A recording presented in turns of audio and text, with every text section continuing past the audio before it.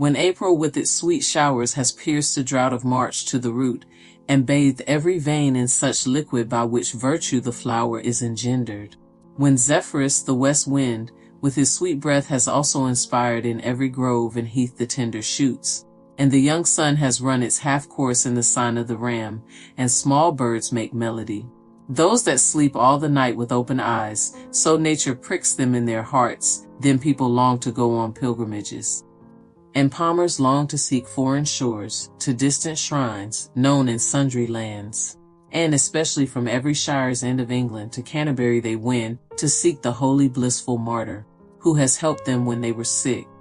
It befell in that season on a day in Southwark at the Tabard, as I lay ready to go on my pilgrimage to Canterbury with a fully devout heart. At night there came into that hostelry a company of 29 of sundry folk, by chance fallen in fellowship, and they were all pilgrims who intended to ride to Canterbury. The chambers and the stables were wide, and we were well accommodated. And briefly, when the sun was set, I had spoken with them every one, and was soon of their fellowship, and made an agreement to rise early to take our way, as I will tell you.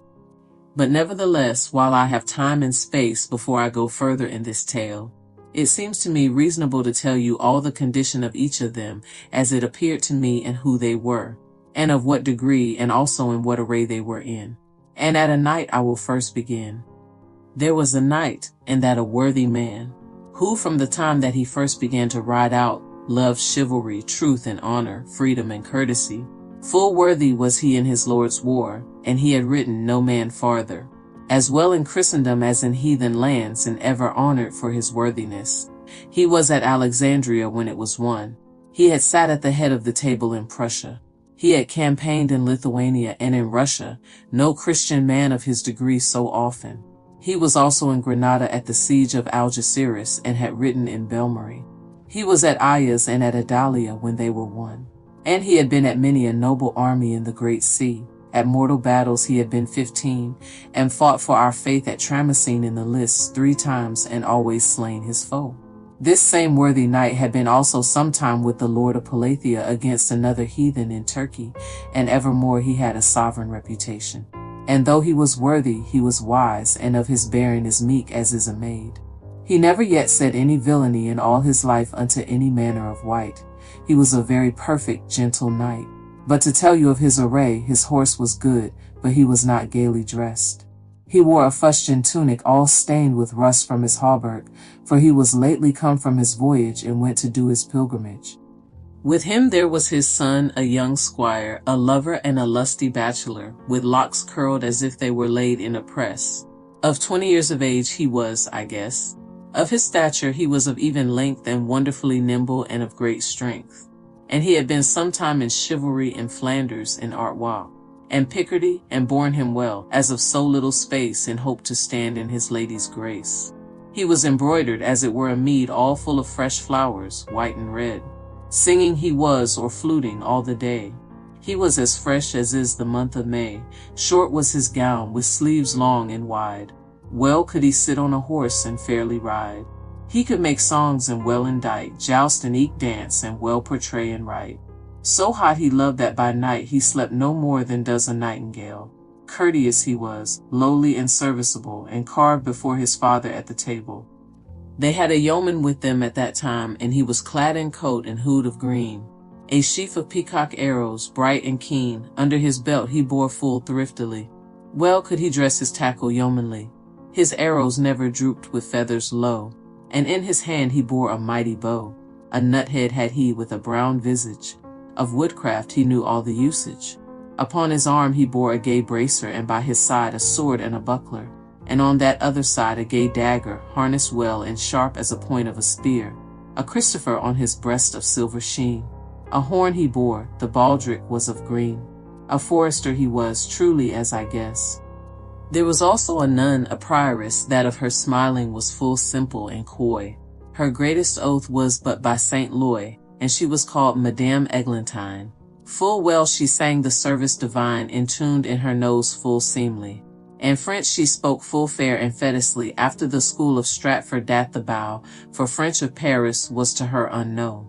At meals well taught was she withal. She let no morsel from her lips fall, nor wet her fingers in her sauce deep. Well could she carry a morsel and well keep, that no drop fell upon her breast. In courtesy she set full much her lest.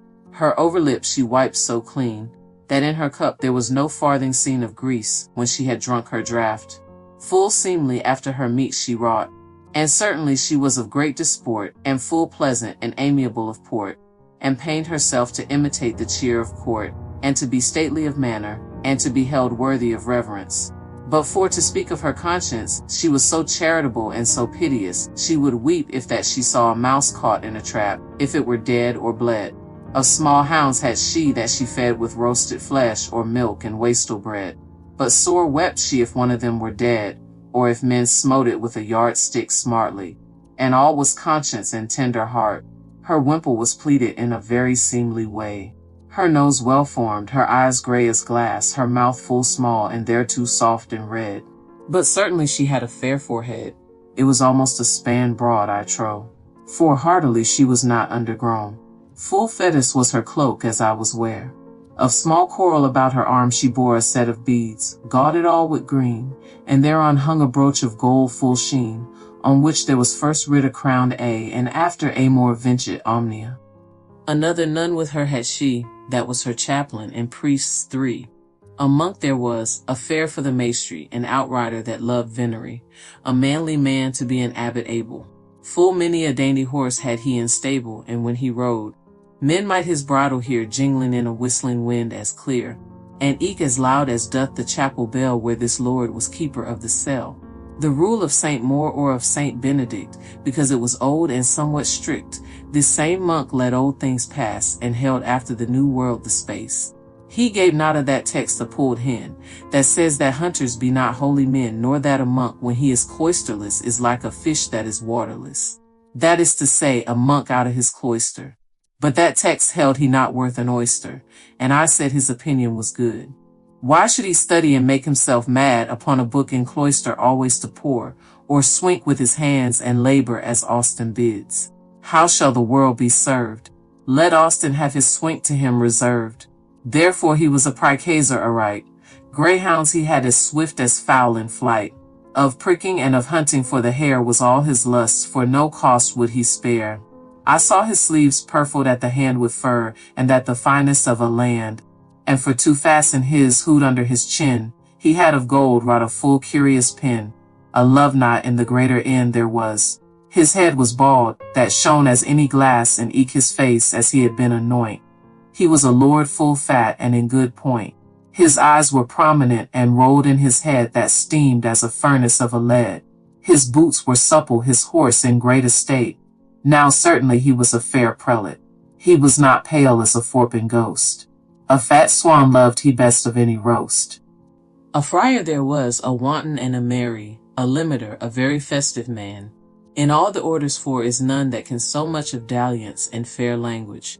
He had made full many a marriage of young women at his own cost. Unto his order he was a noble post. And well beloved and familiar was he with franklins over all in his country, and eke with worthy women of the town. For he had power of confession, as he said himself, more than a curate, for of his order he was licentiate. Full sweetly heard he confession, and pleasant was his absolution. He was an easy man to give penance, where he knew he would have a good pittance. For unto a poor order for to give is a sign that a man is well shriven. For if he gave, he dared make a vaunt, he knew that a man was repentant. For many a man so hard is of his heart, he may not weep although he sore smart.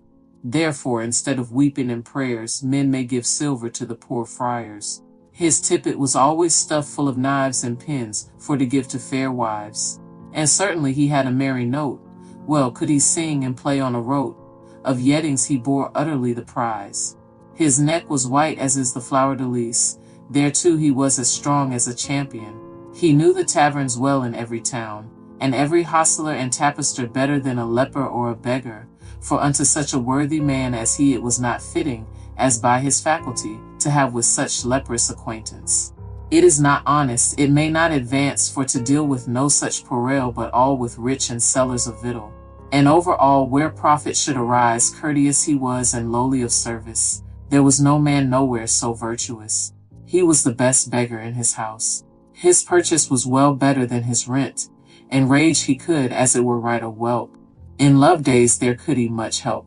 For there he was not like a cloisterer with a threadbare cope, as is a poor scholar, but he was like a master or a pope.